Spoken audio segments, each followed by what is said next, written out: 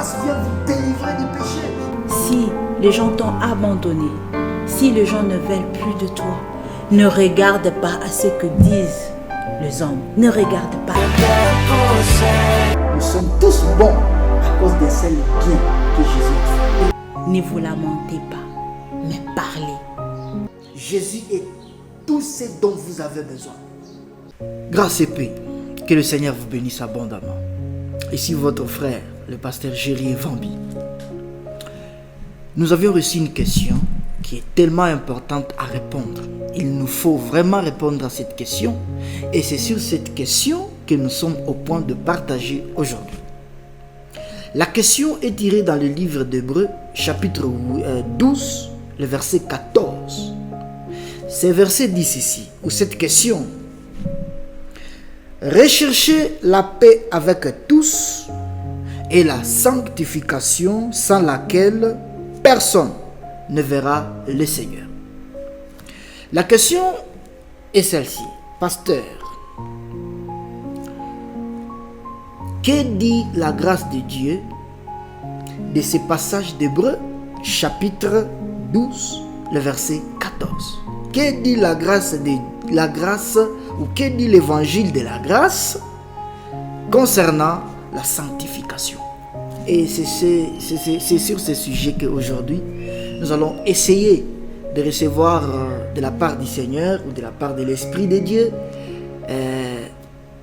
quelques lumières qui vont nous servir de base afin de comprendre qu'est-ce que l'écrivain de l'Épître aux Hébreux était en train de vouloir dire. Parce que la sanctification est une chose qui est vraiment importante, mais lorsque nous lisons dans les livres des Actes des Apôtres, nous voyons comment Dieu demande à l'Église qui était en prière, il dit de mettre Paul et Barnabas à part pour l'œuvre pour laquelle il les a sanctifiés. Et dans ce passage, d'abord nous devons savoir que l'Épître aux Hébreux, c'était une lettre que, selon moi bien sûr, c'était Paul qui l'a écrit, ça c'est selon moi. L'épître de Paul était adressé, ou l'épître d'Hébreux était adressé aux Juifs, aux Hébreux, comme les titres ou le nom l'indiquent. C'était adressé aux Hébreux, de gens qui étaient ancrés dans la coutume juive, des gens qui étaient ancrés dans la race en question. Alors, lorsque l'apôtre, écrivant, il dit « Recherchez la paix avec tous et la sanctification sans laquelle personne ne verra le Seigneur », la question que nous devons nous poser avant de répondre à cette question de la sanctification est celle-ci. La sanctification dont il est question dans l'Épître aux Hébreux est-elle une chose à rechercher? La sanctification est-elle une personne? Ou la sanctification est-elle un acte qu'il faut poser afin de l'obtenir ou de la retrouver? Parce qu'il est question de rechercher la paix avec tous et la sanctification. Rechercher. Et il n'y a que la parole de Dieu qui doit nous répondre à cette question. Parce que si nous voulons répondre d'une manière intellectuelle, nous risquons d'aller à côté. La question qui est posée dans la Bible doit être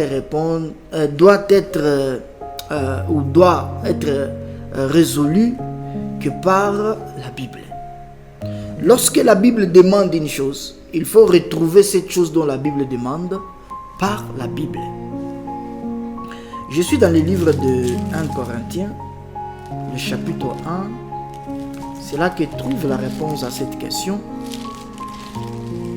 1 Corinthiens chapitre 1, le verset 30 dit ceci.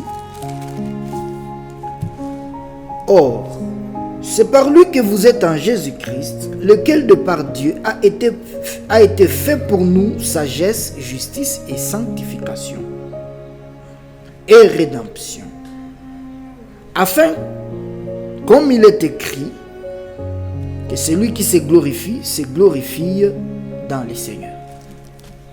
La sanctification est très importante. Et elle est très importante. Mais la question que nous devons nous poser, comme je le disais, premièrement, est celle de savoir, la sanctification est-elle une chose? Deuxièmement, la sanctification est-elle une personne? Et troisièmement, la sanctification est-elle un acte qu'il nous faut poser pour retrouver cette chose ou cette sanctification? En lisant le livre de 1 Corinthiens chapitre 1, le verset 30 et 31, nous voyons que Dieu a fait de Jésus pour nous sagesse, justice et sanctification et rédemption. Le verset 31 dit que concernant la sanctification, il faut que si quelqu'un veut se glorifier à être saint, ça ne doit pas être parce que la personne a présenté ses efforts ou la personne a répondu à cette question par ses efforts, mais parce que la personne doit se glorifier. Si elle veut se glorifier, ça doit être à se glorifier dans le Seigneur.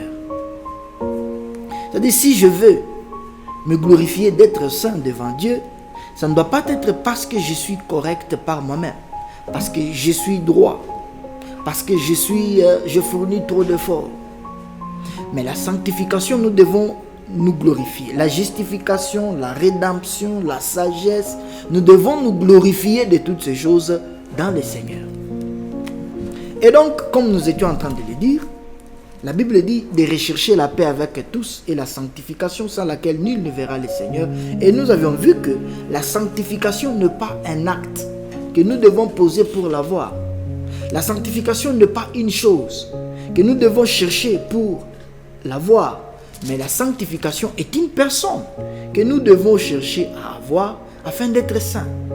Pourquoi? Parce que Dieu a fait de Jésus, comme nous venons de le lire dans 1 Corinthiens chapitre 1, le verset 30. Or, c'est par lui que vous êtes en Jésus-Christ, lequel, de par Dieu, a été fait pour nous sagesse, justice et sanctification. Lorsque la Bible dit dans Hébreux chapitre 12, le verset 14, de rechercher la paix avec tous et la sanctification, sans laquelle nul ne verra le Seigneur. Il faut d'abord savoir à qui est-ce que Paul ou l'écrivain de cette épître est en train de s'adresser. S'adresse-t-il à une personne, plutôt, s'adresse-t-il, devrais-je dire, aux chrétiens ou s'adresse-t-il aux païens? Dans cette épître aux Hébreux, Dieu est en train de s'adresser aux Juifs, parmi lesquels se trouvaient des personnes qui connaissaient l'ancienne alliance, qui connaissaient les prophètes. Quand je dis les prophètes, c'est-à-dire des livres écrits par des prophètes, qui connaissaient la Torah, qui connaissaient l'ancienne alliance. Et c'est à eux qu'il est en train de s'adresser pour dire de chercher la paix avec tous et la sanctification. C'est-à-dire quoi? Ici, il est en train de s'adresser à des personnes qui doivent rechercher cette sanctification. Et comme nous venons de le dire, que la sanctification n'est pas une chose, ni la sanctification n'est pas un acte, mais la sanctification est une personne. Et c'est à cette personne, ou c'est à cette catégorie de personnes que Paul est en train de dire qu'ils doivent chercher cette sanctification, qui n'est pas un acte à poser, ni qui n'est pas une chose à retrouver, mais qui est une personne qu'il faut retrouver pour devenir saint. Et sans cette personne, la sanctification que Dieu a fait pour nous, qui est Jésus, sans cette personne qui est Jésus, qui est la sanctification que Dieu a faite pour nous, sans cette personne, ils ne peuvent pas voir le Seigneur. C'est-à-dire quoi? La sanctification dont nous devons rechercher ici, ce ne sont pas nos actes. La sanctification dont nous devons chercher ici, ce n'est pas une chose, mais c'est une personne. Maintenant, la question que je dois encore poser est celle-ci. pour répondre à cette question de la sanctification. Celui qui a une chaussure à ses pieds et qui est en train de chercher dans la maison cette chaussure parce qu'il oublie qu'il a la chaussure à son pied droit. Cette personne qui cherche la chaussure dans la maison, qui est déjà à son pied, trouvera-t-elle la chaussure dans la maison? Non. Pourquoi? Parce que la chaussure est déjà au pied. Ou si je demande à quelqu'un de chercher la chaussure dans la maison alors que la chaussure est au pied, est-ce que cette personne retrouvera la chaussure? Non. Il faut que la personne se rende compte que j'ai déjà la chaussure à mon pied. J'ai déjà mis la chaussure pour que la personne arrête de chercher la chaussure. Pourquoi j'évoque cet exemple? C'est juste pour faire voir que celui qui cherche la sanctification, c'est celui-là qui n'a pas. Mais celui qui a déjà la sanctification et qui la recherche ne la retrouvera jamais. Pourquoi? Parce qu'il a déjà la sanctification. Et j'insiste là-dessus. La sanctification n'est pas une chose. La sanctification n'est pas un acte. La sanctification est une personne. Et cette personne, c'est Jésus, lequel de par Dieu a été fait pour nous sagesse, justice et sanctification. Si vous avez retrouvé Jésus, vous avez déjà retrouvé la sanctification. Et vous devez maintenant rester conscient de cette sanctification. Donc, cet épître de Paul aux Hébreux, il ne s'adresse pas à l'Église, parce que l'Église, les chrétiens, ont déjà la sanctification. C'est-à-dire quoi? Si vous n'avez pas Jésus qui est la sanctification, vous ne verrez jamais Dieu. C'est impossible de voir Dieu. Vous avez besoin de Jésus pour voir Dieu. Vous avez besoin de Jésus qui est celui que Dieu a fait pour nous. Sanctification, pour que vous puissiez voir Dieu. Vous savez, Dieu est sage. Je sais qu'au moment où je suis en train de parler de ceci, je suis en train de marcher sur les orteils des personnes qui sont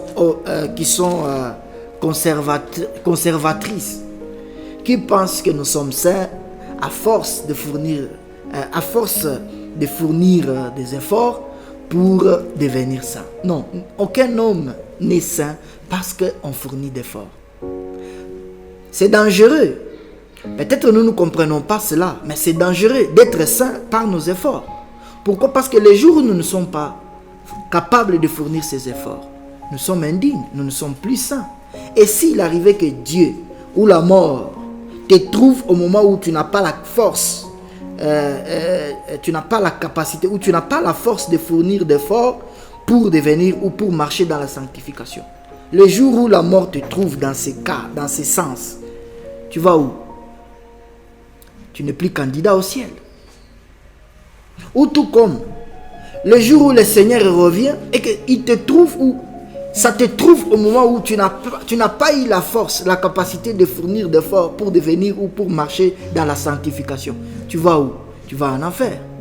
Donc Dieu est saint. Et nous ne devenons pas saints parce que nous fournissons d'efforts.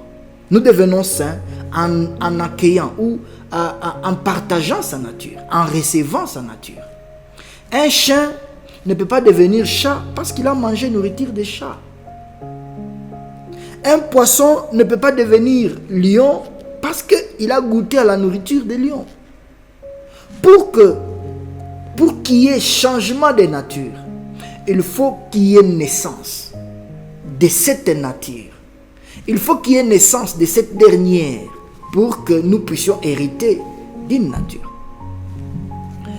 Pourquoi je suis en train de vous dire cela? C'est très important parce que nous pensons souvent que l'homme est saint et c'est ça qui nous induit en erreur.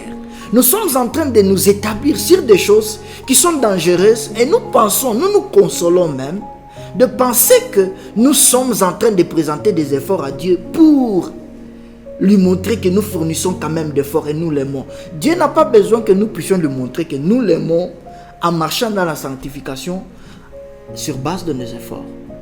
Par contre, cela est une insulte au remède qu'il nous a donné de devenir saints à ses yeux.